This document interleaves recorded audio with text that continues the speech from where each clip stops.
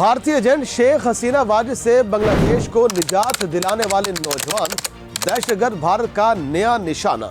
उस्मान हादी को शहीद करने वाला भारत अब हसनात अब्दुल्ला से खौफजदा। 27 साल का हसनात अब्दुल्ला मोदी सरकार के लिए खौफ की अलामत बन गया। ग्रेटर भारत की राह में हसनात अब्दुल्ला को भारतीय हुकूमत रुकावट समझने लगी है। हसनात अब्दुल्ला शोला बयान ऐसा कि लाखों के मजमे को चंद मिनटों में चार्ज कर दे। सन 2024 की बांग्लादेश तलबा तहरीक के रूह रवां हसनात अब्दुल्ला शहीद उस्मान हादी के नक्शे कदम पर गामजन है, जिन्हें भारतीय दहशतगर्द सरेआम कत्ल की धमकियां दे रहे हैं।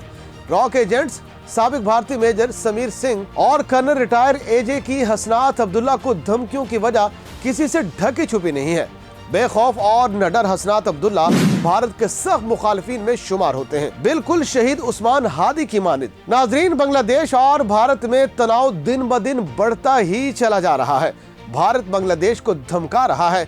ये सब क्या है, क्यों है और भारत को इससे क्या मिलेगा, ये हमारी आज की इस वीडियो का मौजू है। हमारे साथ रहिए और आगे बढ़ने से पहले हिंगोल न्यूज को सब्सक्राइब करना मत भूलिएगा। हसनात अब्दुल्ला, सरजीस आलम, आसिफ महमूद, अबू बकर मजमूदार, नुसरत तबस्सुम और नाहिद इस्लाम, इन 6 नौजवानों ने सन 2024 में साबिक वज़ीर आज़म शेख हसीना वाजिद की भारत नवाज हुकूमत के खिलाफ तलबा तहरीक की बुनियाद रखी। इनके साथ उस्मान हादी, अख्तर हुसैन और इन जैसे सैकड़ों लोग भी मिलते गए। पूरे मुल्क में करोड़ों लोग हसीना हुकूमत के मुजालिम के खिलाफ सड़कों पर निकल आए और साबिक वज़ीर आज़म को भागकर भारत में पनाह लेनी पड़ी। हसनात अब्दुल्ला 1998 में पैदा हुए, ढाका यूनिवर्सिटी के इंग्लिश डिपार्टमेंट से ग्रेजुएशन की। अभी वो नेशनल सिटीजन पार्टी के साथ जोन की चीफ ऑर्गेनाइजर हैं। वो 2026 के आम इंतखाबात में कोमेला की सीट से इलेक्शन लड़ेंगे। नेशनल सिटीजन पार्टी 28 फरवरी 2025 को इनकलाब बर्पा करने वाले नौजवानों ने बनाई ताकि वो इसके प्लेटफॉर्म से आम इंतखाबात में हिस्सा लें और अपनी कौम से वादा करदा इस्लाहाती एजेंडे पर अमल भी कर सके। दोस्तों, हसनात अब्दुल्ला अपनी हर तकरीर में भारतीय वज़ीर आज़म नरेंद्र मोदी और उनकी बांग्लादेश मुखालिफ पॉलिसियों को डंके की चोट पर निशाना बनाते हैं। यही वजह है कि वो भारतीयों की आंख में कांटे की तरह खटकते रहते हैं। लेकिन हसनात अब्दुल्ला बांग्लादेशी फौज के भी नाकिद रहे। उन्होंने मार्च 2025 में सियासत में फौज की मुदाखलत पर इस कदर सख्त गुफ्तगू की कि बांग्लादेशी फौज को इस पर वजाहत जारी करना पड़ी।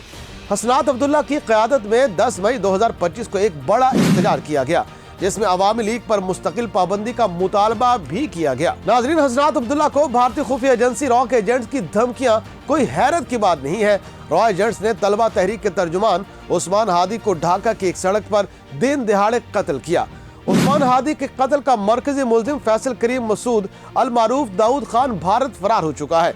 इसे मुल्क से फरार कराने के इल्जाम में 3 सहूलतकार भी गिरफ्तार हैं, जिनका ताल्लुक अवामी लीग से बताया जा रहा है। सन 1968 में अपने क़याम के फौरी बाद रॉ ने बांग्लादेश की तश्कील पर काम किया।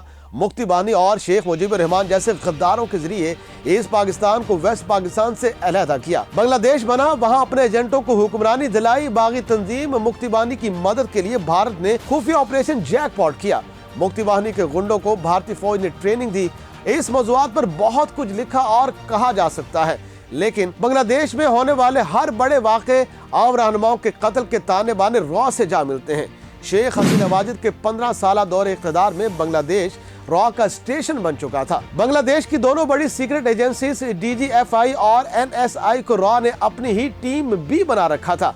रॉ ने बांग्लादेश की फौज, सिविल सर्विसेज, मुख्तलिफ सरकारी इदारों और अहम जगहों पर अपने एजेंट्स भर्ती किए। मनपसंद सिविल और मिलिट्री अफसरान को प्रमोशन दिलाई और उन्हें अहम ओहदों पर भी फाइज किया। बांग्लादेशी सियासतदानों को भी साथ मिलाया गया।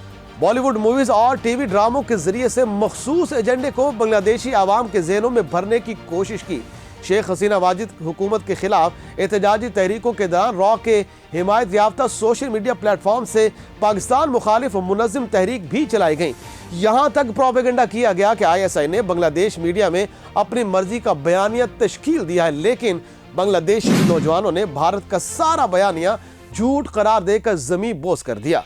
शेख हसीना वाजिद की हुकूमत के खात्मे के बाद रॉ की वाक़यात अभी भी बांग्लादेश में पूरी तरह से सरगर्म है। फरवरी 2026 के आम इंतखाबात से पहले भारत ये चाहता है कि बांग्लादेश की जमहूरियत नवाज एंटी इंडिया क़यादत को ख़त्म कर दे। भारतीय मीडिया हो या सोशल मीडिया, हर जगह बांग्लादेशी नौजवान लीडर्स को संगीन नताइज की धमकियां दी जा रही हैं, जैसे उस्मान हादी को दी गई थी। उस्मान हादी ने एक इंटरव्यू में बताया था कि उनकी वालदा, बहन और बीवी को रेप की धमकियां दी गई हैं। नाज़रीन, मोदी के हिंदुत्व नजरिए के प्रचारक बांग्लादेश को तकसीम करने की बातें कर रहे हैं।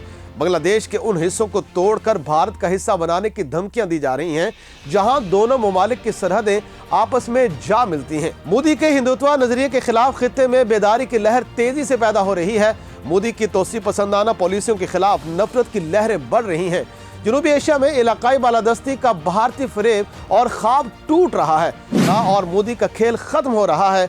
बांग्लादेशी अवाम दोस्त और दुश्मन में फर्क जान चुके हैं। उस्मान हादी शहीद का खून एक दिन जरूर रंग लाएगा।